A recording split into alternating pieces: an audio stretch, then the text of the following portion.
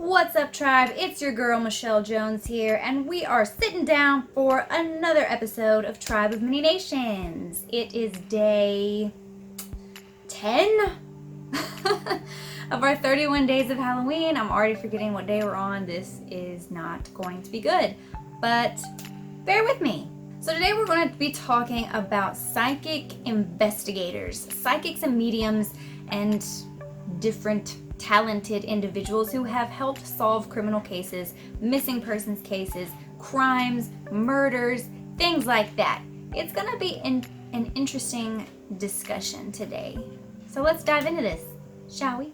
For my entire life, there have been stories about different talented individuals, psychics, mediums, people who can see into the future or the past, people who can practice remote viewing and see what's happening in another country or location, mediums who can speak to the dead and learn their secrets. But not so commonly known is the fact that some of these talented individuals actually help solve criminal investigations. Today we're going to discuss a few cases where these psychic police collabs have ended well, but let me tell you, there have been plenty that have not ended so great, which we will discuss after. So let's start with Mr. Dennis Mackenzie from the UK.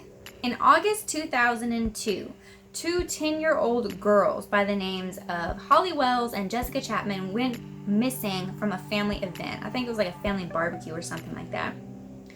And during the long, drawn-out search for the girls, their family was at their wits' end and decided to contact a psychic to help with the investigation. They contacted Dennis Mackenzie.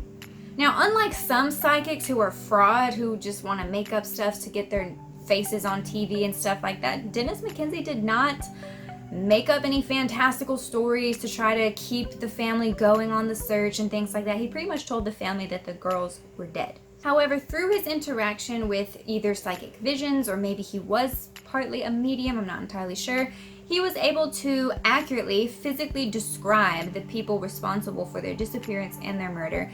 He was able to describe their vehicle. He was even able to describe the view from the murderer's house.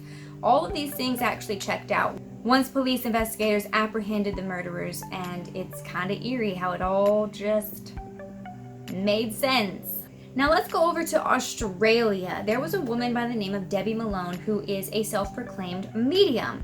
Apparently Debbie Malone likes to dig up cold cases, unsolved missing persons cases, and things like that. And she got her hands on a 5-year-old missing persons case back in 2008. The case had been from 2003 and it had involved a Maria Scott.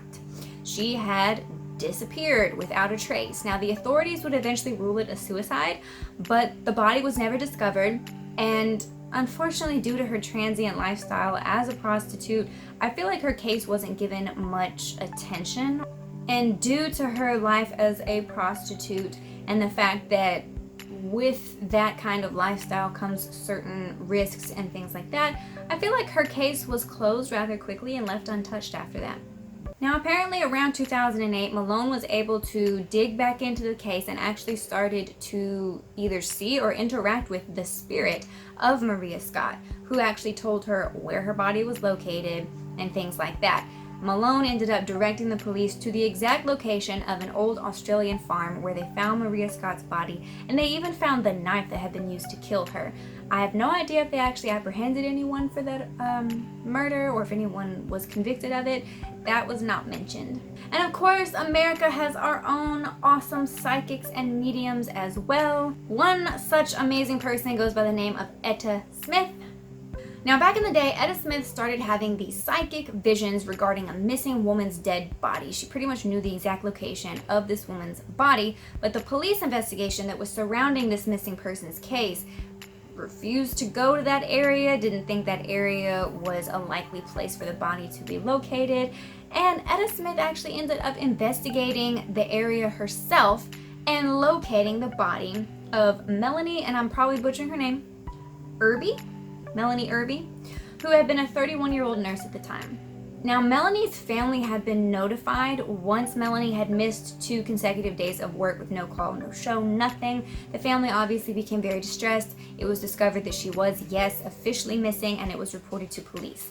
Now, once Etta Smith actually located Melanie's body, she herself was apprehended as a suspect. But Etta Smith was eventually released. So later on, the police would actually apprehend Melanie's killer. And obviously, it was not Etta Smith. Another U.S. case involved a psychic detective from New York by the name of Pastor Phil Jordan.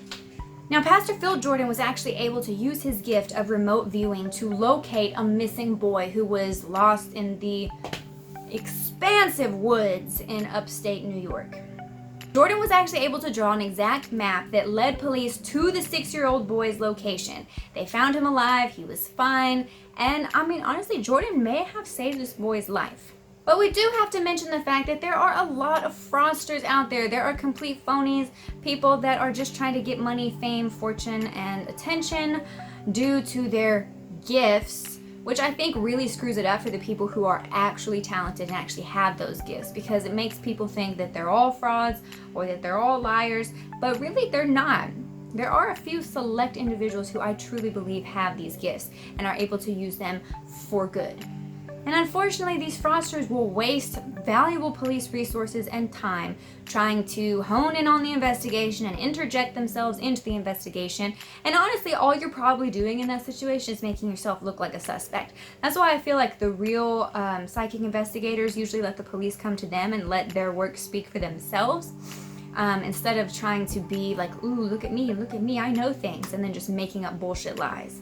But I will say that for those select few people who use their gifts for good, who really change lives, help save lives, and help put certain matters to rest, I'm very proud of those individuals. I'm really glad that they exist. That's pretty much it, guys. I know it was a really short, quick video today. I just wanted to cover a few topics, but there are a ton of psychic investigators out there who have written books and things like that. So if you know of any and you want to share your stories, or if you are one, or if you've ever called on a psychic and had some very informative, factual things given to you, comment down below. Let us know what happened. Other than that, I hope you guys are enjoying these awesome 31 days of Halloween.